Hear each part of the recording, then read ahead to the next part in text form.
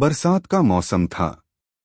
आसमान में काले बादल गरज रहे थे और तेज बारिश की बूंदें धरती को ऐसे पीट रही थीं मानो आसमान ने अपना सब्र खो दिया हो।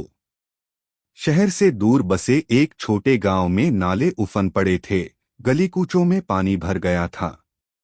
कुछ घरों की छतें टपकने लगीं, कुछ दीवारें ढहने लगीं। उसी गांव की तंग गली के आखिर में मिट्टी का छोटा सा घर था। वहां रहता था रामू, गरीब मजदूर। उसकी पत्नी सीमा और दो छोटे बच्चे भूखे बैठे थे।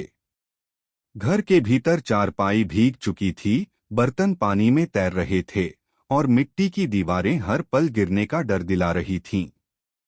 3 दिन से लगातार बारिश हो रही थी। काम ठप था।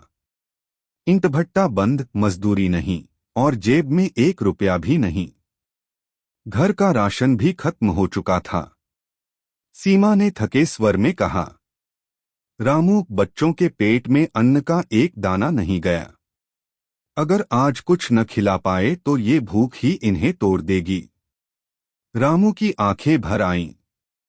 उसने टूटी छत से टपकते पानी को देखा और चुपचाप कोने में रखी लकड़ी उठाई। लकड़ी भीगी हुई थी, लेकिन उसने चूल्हे के पास सूखी लकड़ी के छोटे से टुकड़े बचा रखे थे। चूल्हा जलाना कठिन था, पर बच्चों की भूख उसे मजबूर कर रही थी। घर में बस थोड़ी सी दाल और मुट्ठी भर चावल थे। सीमा ने गीले आंचल से आंसू पोंछे और कहा, यही बना लेते हैं, पता नहीं कल होगा भी या नहीं। रामू ने टूटी खिड़की से बाहर झांका। पानी इतना भर चुका था कि घर के बाहर छोटी सी नदी जैसा नजारा था। उन्होंने चूल्हा ईंटों पर ऊंचा करके रखा ताकि पानी उसमें न घुसे। सीमा ने गीले हाथों से दाल धोई और चूल्हे पर रख दी। धुएं से घर भर गया, बच्चे खांसने लगे। मगर उन बच्चों की आंखों में दाल पकने की खुशबू से उम्मीद की चमक लौट आई। चूल्हे की आग मुश्किल से जल रही थी, कभी बुझ जाती, कभी तेज हो जाती। सीमा बार बार हाथ हिलाकर पंखा झलती और रामू भी ईंटें सीधा करता। ये खाना सिर्फ भोजन नहीं था, ये उनकी हिम्मत थी, उनका संघर्ष था। आखिरकार चावल पक गए, दाल तैयार हुई। बच्चों ने मिट्टी के टूटे बर्तनों में खाना खाया।